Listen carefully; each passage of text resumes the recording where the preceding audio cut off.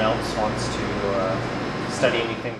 My mom told me that I needed to go outside and take a look at some frog eggs that I had found a couple days before. And whenever I went out there, I found a garter snake eating my frog eggs, but I was ecstatic, so that was the first snake I ever found or caught, and ever since then I've just been obsessed with snakes. The Fulbright program I heard about because one of my other lab mates, Stu Nielsen, actually when I arrived was beginning his Fulbright. And so he told me about the program, that it was a really good way to well, obviously to do what we want to do, which is research. It's difficult to find programs that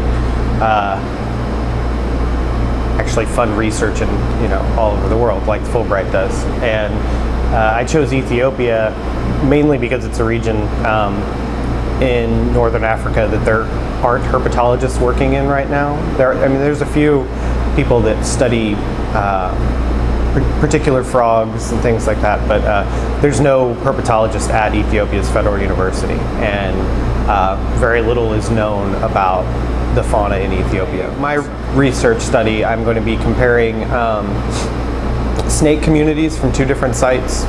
One site is in the Bale Mountains, where the community there doesn't have very many different species of snakes, but they're almost all endemic to Bale. So that means they're found there, but nowhere else anywhere in the world. And I'm comparing that community with a lowland community that has lots of species of snakes, so many different species, but they're all really common throughout most of sub-Saharan Africa. So I'm wanting to learn, what I study for my PhD in general is community assembly in snakes. So why you have different snake communities in different places and what processes lead to that. So in Ethiopia, I'm kind of comparing this really species-poor community, but all endemics, to a very species-rich community of very common things, and kind of what leads to that. So that's what I'm most excited about, is getting in the field and finding snakes. The application process is, so it's a long process. It took, I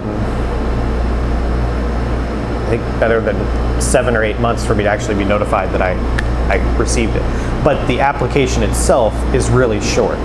And so you have a lot that you want to say about what you're going to do over an 8 to 10 month period of time, but you've only got 2 pages to say it. So you really have to be very clear and concise with your point, why your proposed research should be funded, why Fulbright should be interested in you, and you've also got to give a little bit of background about yourself, the type of person you are. I'm just getting started, but it's been nothing but a positive experience for me so far. Really, the only hard thing's been just waiting to hear, because it is a long process whenever you're waiting, but I think it's a really, really positive, good thing. Anybody who's interested in doing research somewhere in the world should definitely think about it.